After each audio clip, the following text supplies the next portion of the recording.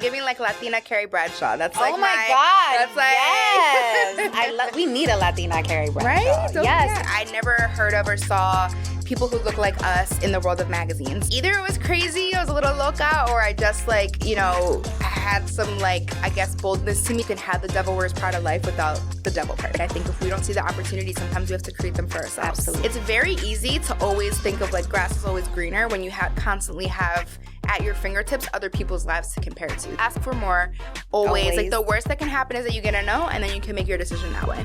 God gave me opportunities and it was like I could either be real nervous right now and just be like the shaking little leaf, or I can like, you know, be on my best behavior and impress Oprah Winfrey. I always just approach everything in my life from a place that just feels authentic and genuine to like who I am and how I feel in that moment. And what is your product without you? What is your business without you? What is your show without you? Whatever it is, because I think that is super powerful. I always kind of was made to feel less than. I was made to feel like ashamed for how I was brought up, or like the fact that I come from two different cultures.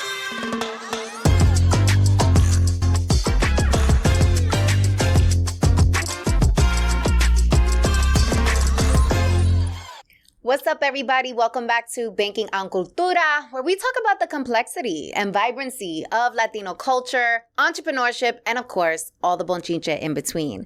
Now, my guest today, we met in Napa, California over some wine. It was absolutely divine, darling. We were eating like organic food, bien bougie, just how we like it.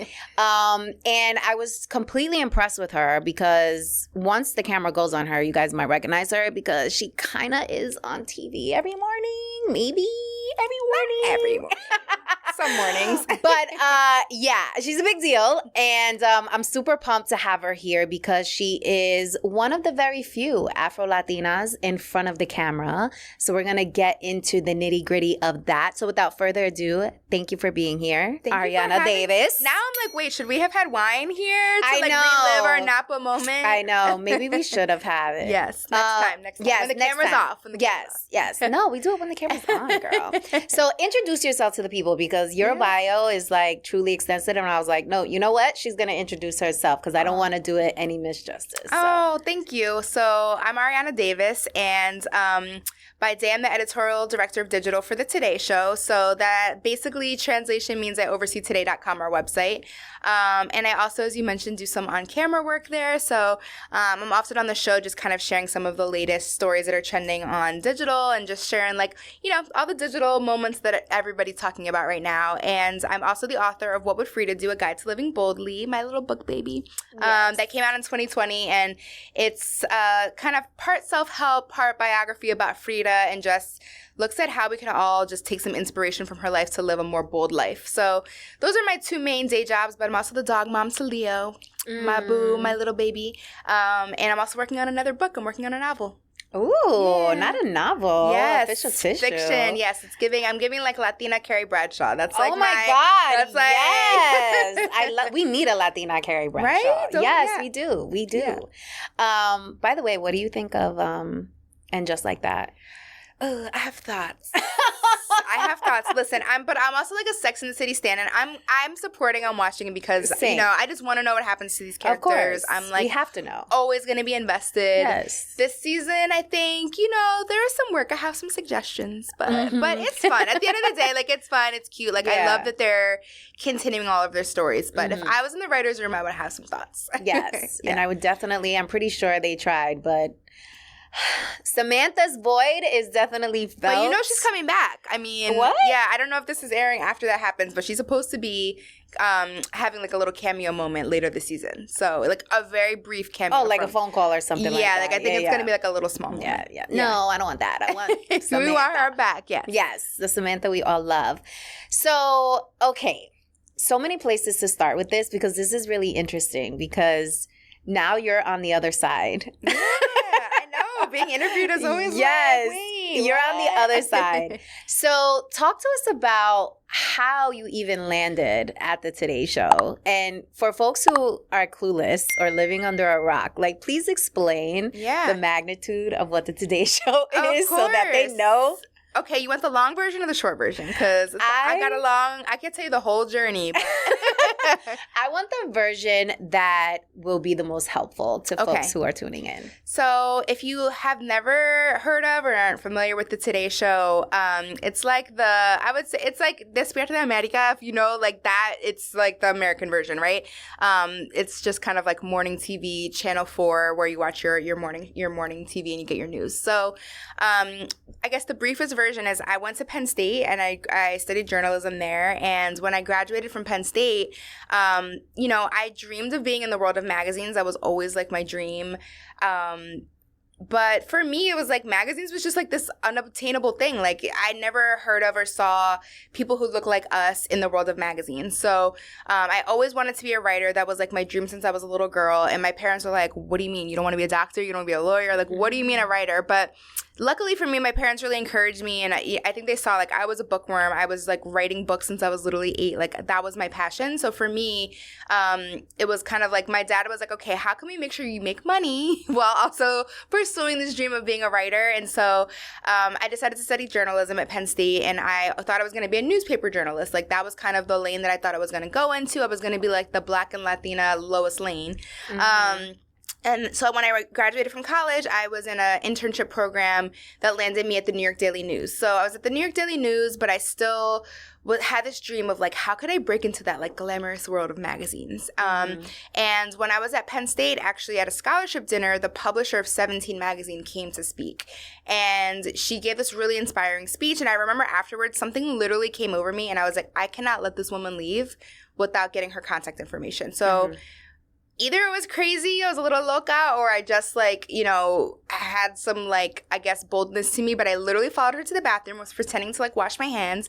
And then I was like, oh, fancy seeing you here. By the way, I would love to get your business card. I would love to get into magazines one day if you're ever open to like, talking to another Penn State alum. So she gave me her business card. And when I moved to New York, I was interning at the New York Daily News. And I ended up going with her to the Hearst Tower, which is the company that owns like 17, Cosmo, Oprah Magazine, Esquire, a lot of the big magazines. And we had lunch. And okay, hold on. Before you continue on, because you dropped a major like gem and hack. Yeah. So you're at this event and you're like, you know what? I need to meet this woman. Yep. Let me pretend like I have to go pee and go to the bathroom so that I run into her. Yeah. People don't understand how that strategy actually works. And it is actually a really good strategy because they're not surrounded by millions of people, right? Usually when they're like talking outside, especially after a panel, everybody's running up to them. But if you catch them in the bathroom, like that's a sweet spot. So I wanted to drive home that nugget because that's a hack. I mean, listen, like I'm not saying stalk people in the bathroom or anything, but I do think that like sometimes I think when you recognize that like there's an opportunity and if you don't like take advantage of it, it could be gone. Like if I hadn't asked her for her business card, like I don't know where my career would have taken me or what would have happened. And it feels like in a lot of ways I do feel like so much of my career definitely has been, I feel like it was God, it was ordained, and I think that it was like these were moments that were just meant for me. And then also it was okay, these opportunities did present themselves to me, but I also had the balls and like the ambition and the drive to actually go after them and like take that leap. Like, okay, this woman's in front of you. What are you going to do with that moment? Like, you have to ask her for her business card. So I definitely think there's been a lot of moments in my career like that were like that. And that was a game changer for me because after we had lunch, luckily she didn't think I was crazy and she kind of took me under her wing. And then when my internship was getting ready to finish at the New York Daily News, I saw that there was an internship at Oprah magazine, which was another magazine at the same company as 17. And I applied and I asked her, I was like, if there's any chance you know anyone over there and would put in a good word, like I'd greatly appreciate it. And she sent an email to a colleague of her, former colleague of hers there. And luckily that like gave them the heads up to actually like look at my application because obviously Oprah magazine, there's so many people who are applying. So that kind of helped to get my resume, I think, to the top of the pile. And I ended up getting a post-grad internship at Oprah. So that's kind of like how my whole career story began. Baby flex. Yes. Little flex. Yeah, and listen, like that to me, I mean, it was the dream. It was absolutely the dream job. And did you get to meet her while you were working there? Yeah, so I did. So eventually I started as an intern and eventually worked my ass off, was also working on weekends to be able to afford living in New York on an intern salary while also paying New York rent. But, I worked my ass off and eventually I became the assistant to Gayle King, who, if you're not familiar, is Oprah's best friend, but also the editor at large of the magazine. So I was Gayle's assistant for like 4 years, and that was just an amazing time because I learned so much from her about what it means to be like a boss, what it means to be hardworking, what it means to, be one of the best that you can be in your business. She's also an anchor on CBS This Morning. She had a radio show. She's also a mother. Like, I learned so much from her from just being her assistant, but also she's just an incredibly kind, lovely, just like nice person. And so I feel like I learned from her, you can be all those things. You can have the devil wears Prada life without the devil part. So that was really just like kind of my introduction into like magazines, and eventually. Hold on, before you continue. Sorry, that's why I told you long story, yes, long yes. version and short version. Hold on, because I want some bonchinche. Yeah, tell me. So you obviously being Gayle's assistant, working at Oprah, etc. I'm pretty sure you were exposed to a lot. Yeah. So what's some like bonchinche about that like world? Because to me, when I feel like it's a whole nother world. I feel like it's like, I think that like, listen, working for Oprah and Gayle, I will only ever have the best things to say because Oprah Winfrey, everyone always asks like, what's she like in real life? And she's exactly who you see on TV is who she is in person. I learned so much from working from her, from getting to work with her, and the same with Gayle. Like, for them to be Black women in this world and doing the things that they do, like, could cry every time I think about the fact that like that was my first job. Yeah. So, I really don't have any chisme about them. Sorry, but I will say, I think that there's definitely been like, I think because of that one area that I started to do a lot more the longer that I worked there, and then eventually I went to work at Us Weekly. Then I went to Refinery 29 before I went back to Oprah, which we'll get to that. But I started doing a lot more entertainment journalism and interviewing celebrities and getting to kind of be in that world. And I think one of the things I definitely learned, without naming names, is that some celebrities are just not how they seem in person. Like, I think that the bigger celebrities are actually a lot nicer than you would think, and a lot of the more kind of like C-list people are the ones who are kind of assholes. So that's like, I think the one thing I really learned about being in the industry is I think that you notice that like when people really start feeling themselves, they start feeling themselves. And so that was one thing that I feel like was disappointing for me as like someone who loves entertainment and pop culture and like celebrities. Whenever somebody or their team was kind of like a little bit not nice, I'd be like, wait, but like, I really liked you, or I was a fan of you, or, that kind of thing. So that's the only gossip I got for you. We'll get some more bonchinche later. Okay, so you landed at the Today Show. Yes. And Editorial. So essentially Editorial's behind the scene. Yeah. So let's talk about Editorial a little bit, and then I want to get into how you're getting in front of the camera now. Yeah. On national television, on one of the most popular shows in the country.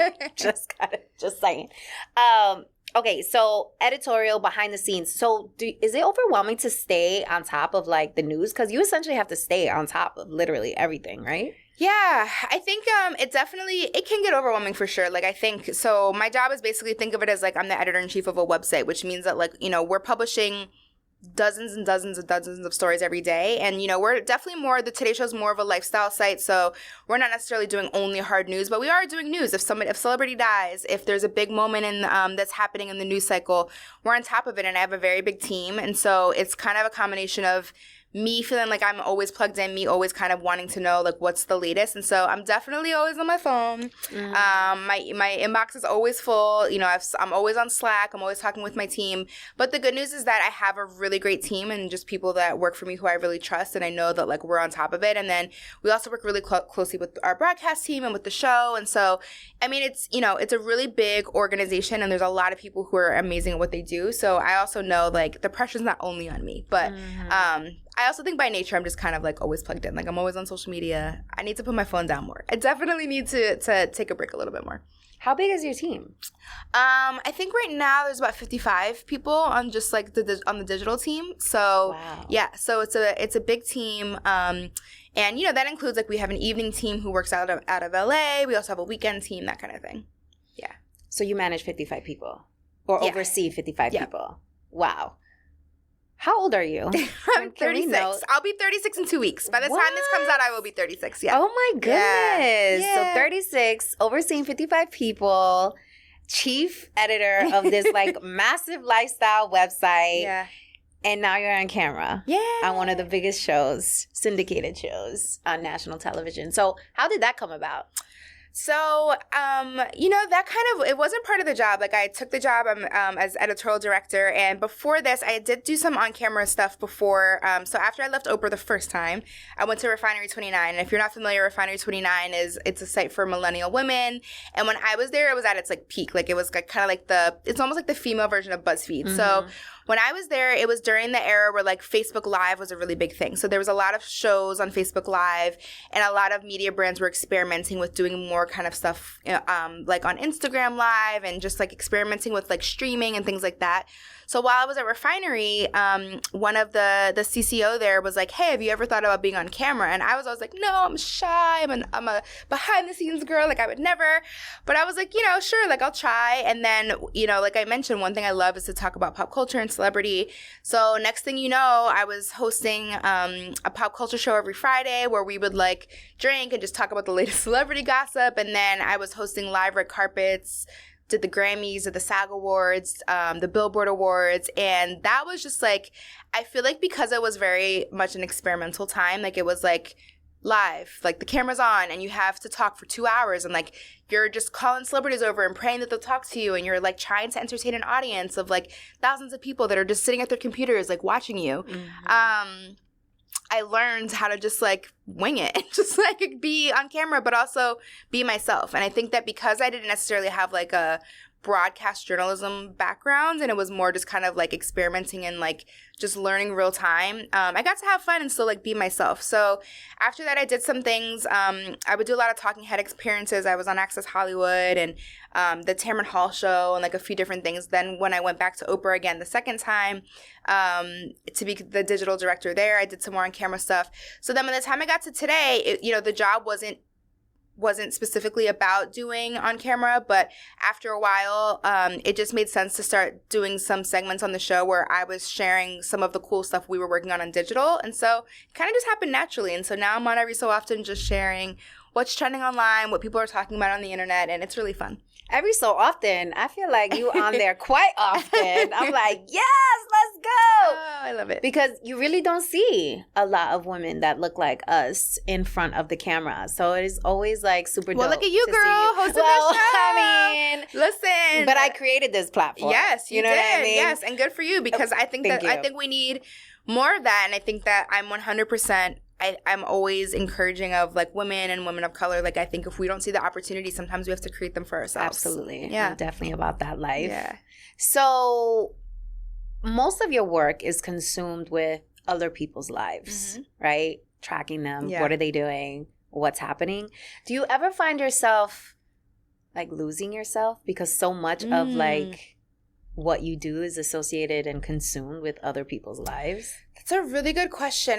We interrupt our program to bring you this important message. Ooh, this is really good. You should know about this. So I don't know about you, but I've been known to procrastinate, especially when things scare the hell out of me. The fear alone would have me stuck, overwhelmed, confused, and all types of self-doubt. And don't even get me started on the imposter syndrome. Okay. After getting laid off, not once, but 3 times, honey, I realized that the security blanket that I made up in my head was just an excuse because I didn't really want to bet on myself. The corporate benefits that had me in that headlock, girl, they went out the window once my job decided that they no longer needed me. Turns out that I'll save a whole nickel if I cut your salary completely. The truth is, the only security blanket guarantee is the one that you create for yourself. In other words, until you start a business, you will always be at the mercy of a company's headcount, and you will never have complete control over your time, which means you'll be renting out your thought leadership and helping build someone else's dream instead of your own. If you've been waiting for a sign, this is it. Don't you think it's time you stop playing small and tap all the way into your power, sis? Click on the link above or below this video to learn my 3-step process, the exact 3 steps that I took to make the transition from corporate to entrepreneurship. And this is helpful even if you don't know what type of business to start and have only one source of income. And this is absolutely free. It is my gift to you. I want you to win. It's winning season. In fact, what's that? It smells like winning season. Okay, so tap in and I'll see you inside the training. Let's go. I think there are definitely moments when I've felt that or experienced where I'm like, okay, well, I gotta like really like take a break. I'm a very big fan of unplugging. So like I think that I do a good job of just kind of staying in tune with myself, and I know Like, when I'm literally to the point where, like, if I don't have my phone in my hand, I start to feel anxious, and I'm like, oh my God, what's happening? And then I'm like, okay, girl, like, we got to take a break. We got to, like, unplug a little bit. So a couple things that I do. One is that every night before, when I get in bed, I literally put my phone on Do Not Disturb. I put it down, and then I put it far away from me, like, over on the nightstand. And I try to just... I usually read. I'm a big bookworm. So I'll take some time to just like read, but like just like completely unplug from like what's happening on the internet, what's happening with work, and just try to have some like me time a little bit like every night. And then I love to travel. And I think that like for me, when I travel, I like always am booking trips and trying to just like get away. And when I travel, I also try to unplug and just like put my phone away. I leave my phone on airplane mode while I'm out, you know, sightseeing or on the beach or whatever it is, just to try to have some time where it's like I'm just not thinking about the news cycle, not thinking about work, not thinking about whoever's posting on Instagram, and just try to like have a little bit of like just unplug time. So I think that that's my way of just trying to make sure that I don't lose myself and that I still stay like grounded and tuned in with like me and not just like Arianna on the internet.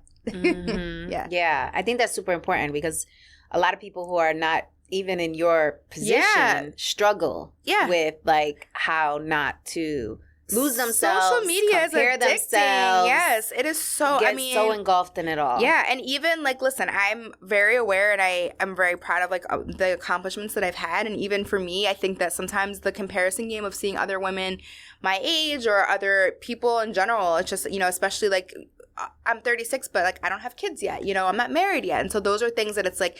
Even though I'm like, I love my career, I love everything I've accomplished, but then I'm just like, this girl had a baby, this girl had a baby shower, this girl had a wedding. Like, it's very easy to always think of like grass is always greener when you constantly have at your fingertips other people's lives to compare to. So it's also, I think, really important to just remember that like your story is your story, and also what you see on social media is not reality. Like, that's what somebody has curated about their life. So let's talk about how money works on this scene, like in this industry, because I'm banging on cultura. We like to talk about how to secure the big bag. So what is that like? Like if somebody wants to do what you're doing, like how much money are they making? How are they negotiating their contracts? What is that process? So I can't get into this too specifically just because you know. Oh, you don't want to tell us exactly what you make? I mean, I would if I didn't have certain parameters, right? But what I will say is that, you know, I think that people see, if you're on TV or if you're in media, they assume like people heard that I worked for Oprah Winfrey and they're like, oh, you must be making millions. And it's like when you work in media, like you're not getting into it for the money. I'll just, you know, put it that way. I think that it's definitely, and that's one of the reasons why I know when I was like coming up, my parents were like, why, you want to be a journalist? Like journalists don't make money. That's not, you know, it's not like a guaranteed kind of field like being a doctor, being a lawyer, things like that. You know, of course, like any industry, once you get to a certain level, then if you're in like leadership positions, management positions, you'll start to make more. But I think that, you know, getting in media, journalism is definitely more of an arena you get into because you're passionate about it, because you love it, versus expecting that you're going to be making the big bucks, you know? But I think that things are definitely getting better. Like, I think that from when I was starting out in journalism versus now, a lot of unions have formed at companies. There's a lot more. I think Gen Z, I love that Gen Z is so outspoken and vocal about, like, you know, equal pay and having a lot of these conversations. And one of the things that I do like to always talk to women, especially women of color, about when they come to me for career advice and things like that one-on-one is like, definitely always ask for more. Like, that is never be afraid, never feel like, oh, if I ask for more when I get this job offer, they might take it back. So like, I'm too afraid, so I'm just going to take the job and be grateful. Like, no, ask for more. Always. Like, the worst that can happen is that you get a no, and then you can make your decision that way. All right. So you've had the opportunity to interview some major players, and I'm going to read it off the cue card because Hillary Clinton, Oprah Winfrey, Mariah Carey, John Legend, Maluma, Will Smith, and the list goes on. So how do you prepare for these conversations, and how do you control, like, your nerves? You know, one of the interesting things I think is because my first job was assisting Gayle, and I did find myself around Oprah pretty often, I had to just get over nerves real quick. Like, it was just like there was no time. I had to just like, again, I think it was one of those things where it's like, God gave me opportunities, and it was like I could either be real nervous right now and just be like the shaking little leaf, or I can like, you know, be on my best behavior and impress Oprah Winfrey, right? Like as a young assistant, like just breaking into the industry. So I think that like because that was like my baptism by fire, literally as an assistant, just like being around that level of person, I think that really helped me to also realize, like, at the end of the day, Oprah was someone I idolized. I grew up watching her show. I grew up watching her interviews. My mom and I, so much of what we bonded over was, like, you know, watching her on TV. And so realizing that, like, at the end of the day, this person that I idolized for so long is still a human, and she's a person, and she's here, and she has a business that she's running. I think that helped me to just... She picks her boogers. Yeah, like, I think that, you know, it's just, like, realizing that people are still humans, even the people that you idolize. I think it just helps to kind of humanize, and I think that that's the main thing that I keep in mind, that when I do interview people or when I am around people who are famous or who are celebrities is like, they're a person just like you and I, and at the end of the day, like, I also try to approach it as like a conversation versus an interview. So I'm having a conversation with this person, I'm interested in what they're doing or what they have to talk about, just like I would be with one of my friends or over drinks with somebody versus thinking about them as a celebrity. But so I think that's helped me over time with the nerves. I will say I was really nervous to interview Hillary Clinton because it was... So I was one of the first interviews that she did after losing the election, and she had just released her book, and I mean, it's Hillary freaking Clinton, and also like, you know, so much of what we talked about was relating to the election and just politics, and it was just a very important interview. So that was the one I think I was the most nervous for, because it was just like, oh my, I was just like, you know, all of the accolades and everything that is associated with who she is as a person. It was just like, this is the kind of interview that you don't want to mess up. So that one I was definitely nervous for. Okay, so a couple of more tips on how people can break into the industry, and then I want to transition to entrepreneur. How can we give them tips for getting press? So if someone wants to break into this industry, they want to be on television, they want to be in front of the camera, top 3 tips.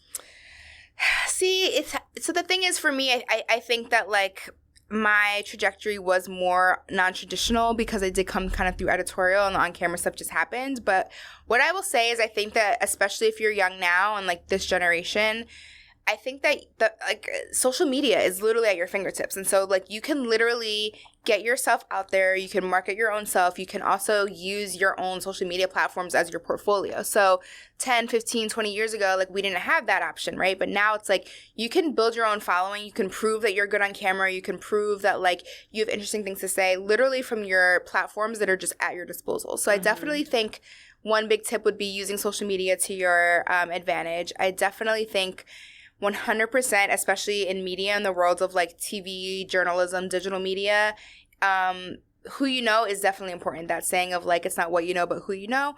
What you know is definitely important, but also who you know. So not being afraid to make connections, not being afraid to reach out to somebody. If it's not in the bathroom, maybe it's like, you know, in an Instagram DM, or it's on LinkedIn, or if you do see networking events that are in your area, like not being afraid to go, even if you go alone. I remember being 21, 22, and seeing networking events and being like, why? How could I go by myself? But just really forcing myself outside my comfort zone and like meeting people, going to things, you know, events like we went to in Napa, and like even if you don't know anyone, being open to meeting people.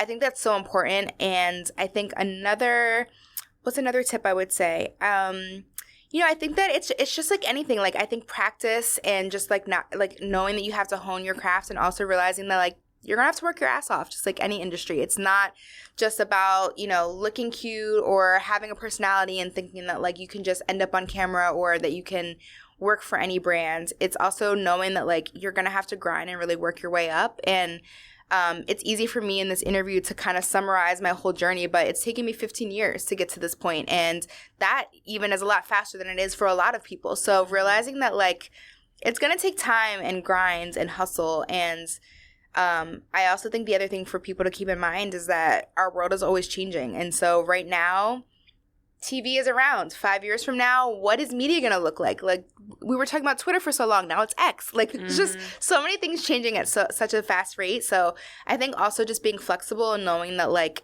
this industry is definitely evolving literally by the second. So being flexible in that way. Yeah. And also adaptable, because you're going to have to ebb and flow with the industry. Yeah. One of the things that was interesting when I was inviting you on Banking on Cultura and we were talking about our conversation, you told me you had a whole boo thing. And I was like, oh, we got a boo thing. And you've actually kept your boo thing on the low purposely. So why? And how has that been helpful? Because, you know, you are in the public eye. Yeah. I mean, it's not like it's a secret. I think it's one of those things where, like, I just don't... There was a point where we used to post about each other all the time, and I would post about him a lot. But then I think there was a point after we actually broke up for a little while and then got back together. And I think with the second time around, I just really realized that I think social media, for me, in a lot of ways can be about kind of, like... sharing what's going on with like my career and like with work and a lot of just like kind of the day-to-day like ambitions. And for me, I felt like so happy and solid in my relationship that it was just like, you know, I don't really feel like this is something that I need to market or that I need to like feel like I need to push content out around to impress anybody, because it was really just something that felt really personal, like private to me. So that's probably going to change. Like, y'all might, by the time this comes out, you might see something. Ooh, you know what I'm saying? We might meet but, the boo. Yeah, okay. but it's just like, it's just like, you know, we're really happy together and it's like a really good situation. But I think that sometimes it's like, it just feels like one nice thing to just like kind of keep to myself. You know what I mean? Right. Yeah. Because especially... I mean, you learn from other people's mistakes as well. Because if you follow celebrities, you already know the drama that goes down with their relationships and how it's all over the place once something goes left or right. And one of the things I struggle with as well, like, is when I do get my boo thing and it's like solid to a point where it's like, oh, should I post them? I wonder if I will, because... the savages, they are out of control. Yeah, I think it's one of those things where I think with social media, we feel like we have to curate so much. And it's just like, what am I sharing with the world? How am I going to share it? Is it a soft launch? Is it a hard launch? Like, there's just so much that, like, there was a point where I was just like, I don't know. It just started to feel like it was just like, when I want to post something, I will. And, like, it's more, I think, and that's kind of also how I think I approach social media in general. It's like, you know, there are algorithms you could follow and things you could try to do to try to, like, be, you know, this type of influencer or have this type of following. But for me, I think I always just approach everything in my life from a place that just feels authentic and genuine to, like, who I am and how I feel in that moment. And so I just kind of go with the flow. Yeah. I love that. So let's talk about advice for entrepreneurs who are trying to pitch and maybe get on, you know, the todayshow.com or get on the Today Show. Yeah.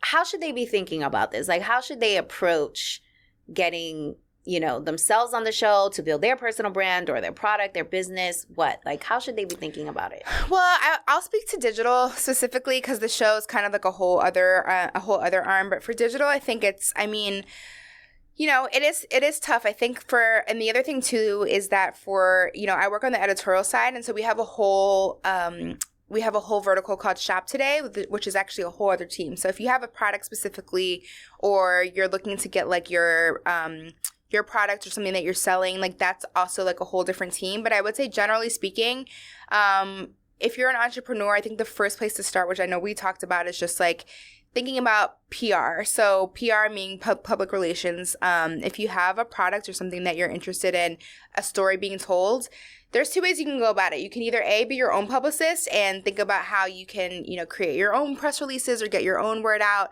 about, you know, whatever it is that you're trying to tell, and then look into finding the contacts at the places you're trying to get the word out to.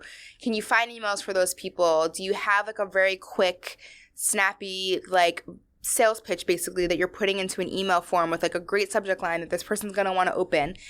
Or do you want to hire somebody who can do that for you? There's plenty of PR agencies, a lot of publicists who literally do this for a living, and their whole job is literally to just like kind of take that off of your plate and figure out, okay, here's your product, or here's your story, or here's whatever it is that you're trying to get out there. Here's kind of the strategy of how we can go about doing that. So I think the first, you know, place that you want to think about is just like your marketing and your PR strategy. If you're specifically really looking to get on a show or get in a magazine or get into like a publication. Okay, so hire a PR team. Or you could think about doing it yourself and, you know, figuring it out that way. I think that the interesting thing too about the time that we're living in is like everything, so much of this information is like, you can literally go on TikTok, you can go on YouTube, and you can literally figure out for yourself how to write a press release, right? So like, you know, it's like kind of basic format. Like you want to have a really like catchy subject line. You want to make sure that you're like doing your research to find the contacts, find the emails. So let's use Banking on Cultura as an example. Yeah. What should be our catchy line? Well, I think that like the one thing to think about is like what would you say? I'm gonna press you here. What would you say sets your show and your concept apart from, you know, there's a lot of podcasts out there. There's a lot of podcasts out there for Latinas. So, you know, what would you say sets your show apart from the others out there? And this is a good question for anybody with any products or anything that they're trying to pitch. What would make the Today Show or Oprah Magazine or Esquire Magazine or whatever publication out there or show or whatever think, okay, this particular show has something special? So I would start with the fact that we focus on cultura, entrepreneurship, and bonchinche. So there's an opportunity for edutainment type content, right? So it's not super boring where people are just like, oh my God, like I'm at school. Yeah. Where they're actually on the edge of their seats and feeling entertained as they are learning. So I think that's important because there's a huge gap in the market in terms of Latino-centered content that focuses on entrepreneurship specifically. So that's one. Two, the caliber of my guest. My guest, obviously. I mean, hello, we have you on the show. No, but seriously, they're all people who are super relatable, authentic. They have to have personality to them. So I think that is super important. Like you won't come to Banking on Cultura and you will find a lot of fluff. You'll find a lot of authenticity and a lot of heart-led type content coupled with the educational piece. The fact that we speak in fluent Spanglish is a key differentiator. And if you look at the data, I literally feel like I'm pitching right now. I know. If you look at the data. Tell me. Yes, Victoria, tell me. If you look at the data, most Latinos prefer to consume content that is English, in English, number one, but where they are able to see infusions of their culture throughout the content, which we are doing through the language.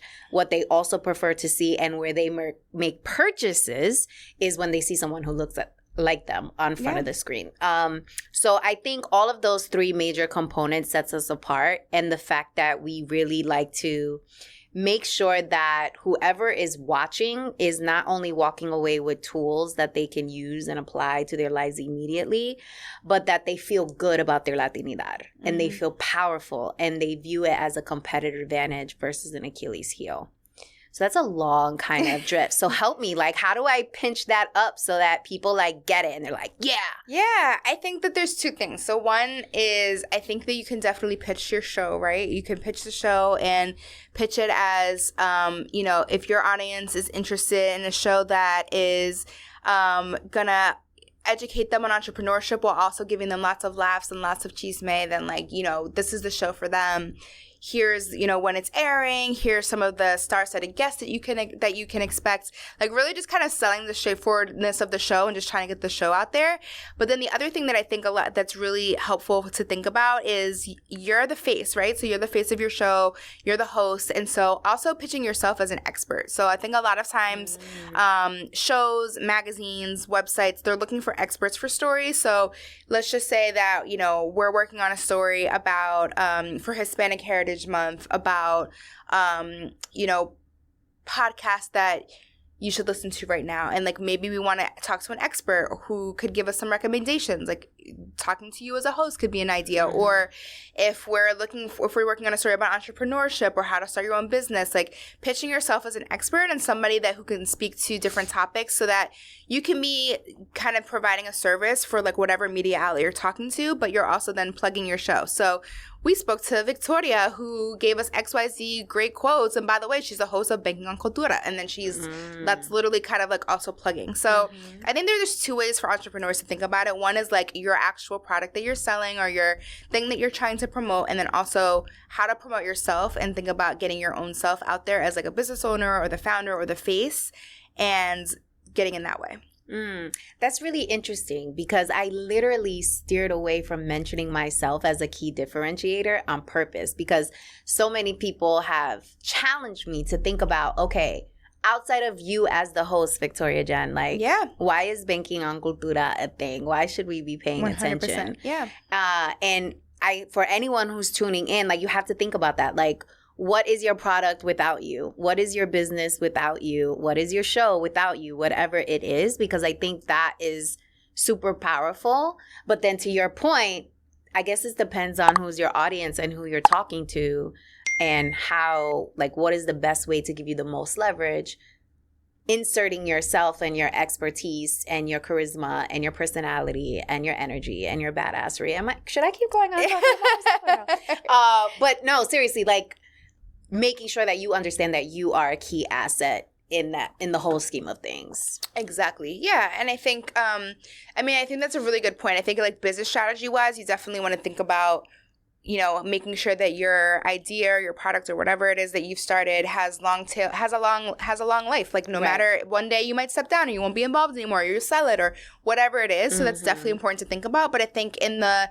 moment of, like, trying to promote it and getting the word out there and trying to get that placement in different media outlets and trying to get promotion, I think that you shouldn't be afraid to lean into yourself as, like, a face for sure. Yeah, I love that. Okay, so let's get into the Talk That Talk segment. Ooh, Talk That Talk. We interrupt our program to bring you this important message. Ooh, this is really good. You should know about this. So I don't know about you, but I've been known to procrastinate, especially when things scare the hell out of me. The fear alone would have me stuck, overwhelmed, confused, and all types of self-doubt. And don't even get me started on the imposter syndrome. Okay. After getting laid off, not once, but 3 times, honey, I realized that the security blanket that I made up in my head was just an excuse because I didn't really want to bet on myself. The corporate benefits that had me in that headlock, girl, they went out the window once my job decided that they no longer needed me. Turns out that I'll save a whole nickel if I cut your salary completely. The truth is, the only security blanket guarantee is the one that you create for yourself. In other words, until you start a business, you will always be at the mercy of a company's headcount, and you will never have complete control over your time, which means you'll be renting out your thought leadership and helping build someone else's dream instead of your own. If you've been waiting for a sign, this is it. Don't you think it's time you stop playing small and tap all the way into your power, sis? Click on the link above or below this video to learn my 3-step process, the exact 3 steps that I took to make the transition from corporate to entrepreneurship. And this is helpful even if you don't know what type of business to start and have only one source of income. And this is absolutely free. It is my gift to you. I want you to win. It's winning season. In fact, what's that? It smells like winning season. Okay, so tap in and I'll see you inside the training. Let's go. So, Afro-Latina, on camera. Do you speak Spanish fluently? Spanglish. You speak Spanglish. Speak Spanglish. This is why. This is our fluent language here. So what do you think about the stigma that is associated with Latinos who don't speak Spanish and how the community views that? I have so much to say on this topic. So for those who don't know, my background is my dad is African-American, grew up, born and raised in Baltimore. My mom is Boricua, so my mom's Puerto Rican.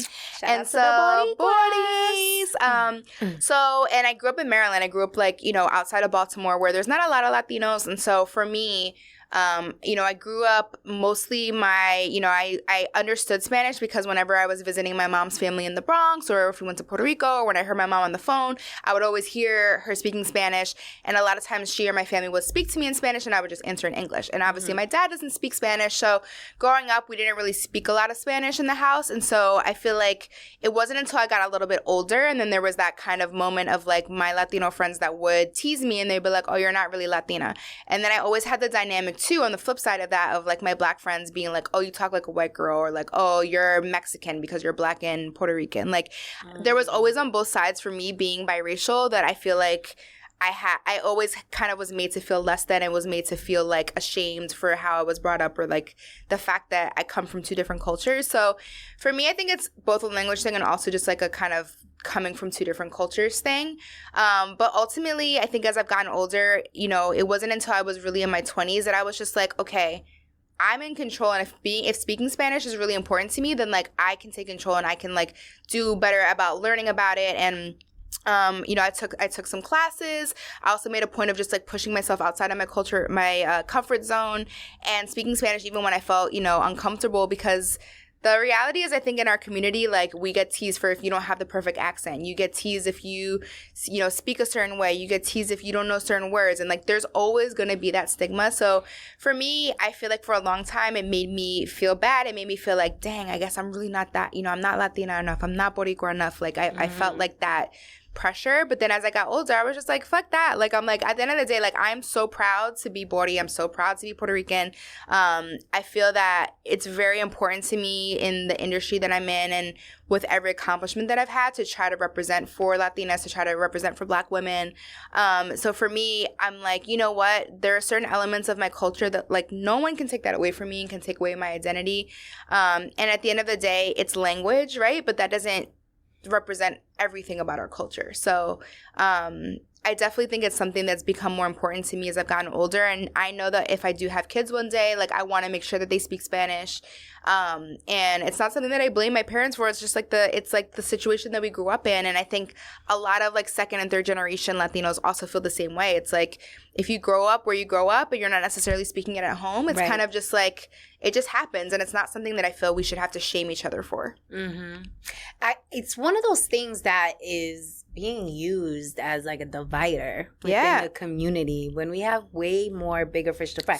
Now, don't get me wrong. It's super important to cultivate the language. Like, that is a part of our identity as a community, right? And listen, the TikTok girls are teaching me, they're like, at the end of the day, it's the colonizers' language, right? So it's like, this isn't even the language we spoke in the first place. And, like, this, just because some people from Spain came over. But at the end of the day, it's like, obviously, it's like our shared language. And I think that, I feel like there's a lot of we're kind of called the Yo Sabo kids, right? Like, this is like the thing I think with social media that is an upside, is that I feel like I've made friends with girls on Instagram who also are like me, who are Latina, who don't speak perfect Spanish, and they'll post about it, and I'll be like, oh my God, me too. And then next thing you know, we're, like, all kind of, like, vibing with each other and sharing our experiences. So I feel like social media can get a bad rep, but that's one of the things that I feel like I've definitely seen is, like, you can also kind of find your little corners of the internet. And there's a couple other girls, if you I don't know if you know Maya in the Moment. She's like she was also Sounds so familiar. Yeah, Maya Murillo is her real name, but she's Mexican, and when she was at BuzzFeed and then now as an influencer, like, did a lot of content about being, like, Mexicana and not really speaking a lot of Spanish.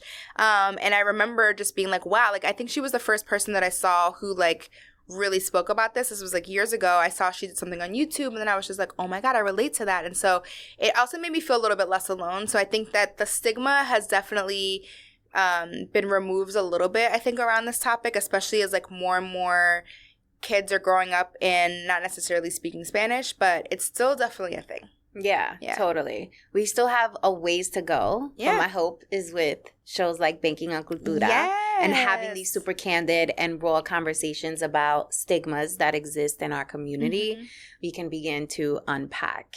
And we can begin to, educate abuelo, a tías, a tíos about, hey, it's okay if I speak Spanglish. Like, stop pressing me. 1,000%. There's so many bigger issues that we could be worrying about right now. Like, so many things. But I think that's, but at the end of the day, like, I also feel that, I think at the end of the day, it's what's important to you and, like, what makes you feel connected to your culture. And so if speaking Spanish is, like, one of the most important things, then you can also do things about that. You can take the lessons. You can Spanish learn. Don't be afraid to learn. Don't be afraid to practice. All the things. Yeah. All right. So where can people, like, learn about you and follow you so they can pick up the book you have right now and also get this novel? Yeah. So I'm on Instagram at Arianna Gab. That's Arianna, 1 R, 2 N's.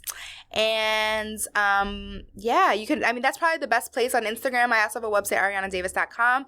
You can head there, but basically what we're free to do is available wherever you buy your books, Amazon, Barnes & Noble, etc. And then my novel is still a work in progress, but hopefully by the time this airs, I will have some more news to share. I would love that, and then I would love to read it, and then have you back on because the Latina Carrie Bradshaw. Hello, that's the goal. A big deal, and Much love and good luck Thank for you that for because I having know me. writing books is not easy. That's a whole other side hustle, honey. Yeah, so kudos to you. And thank you for being an example for Afro-Latinas, for women, for holding it down for us on the big screen, doing your damn thing. Thank you. And thank you for what you're doing. I love that you're doing this with this show. And I feel like this is going to blow up and you're going to be next. So I'm excited for you. Thank you. Do you see me in the editorial print on today.com or on the Today Show? I mean, we could talk. Let's talk. Okay. No, I appreciate you so much for being here, Mama. All right, guys, that's a wrap for today's episode. Make sure to tune into the next one. Leave your reviews. Let us know what you think about the episodes. Make sure to subscribe if you're watching us on the YouTubes. Make sure to download us if you're over on the audio streaming platforms. We taking it all, okay? We're taking video and we're taking audio by storm. So we need you guys to like literally support and attack all fronts so that the Today Show comes and knocks on our door, okay? That's how we doing things. No, but thanks so much for being here, guys. Until next time. Hey guys, if you enjoyed this video, I'm pretty sure you're gonna love the next one. So make sure to click right here and tap into the next episode.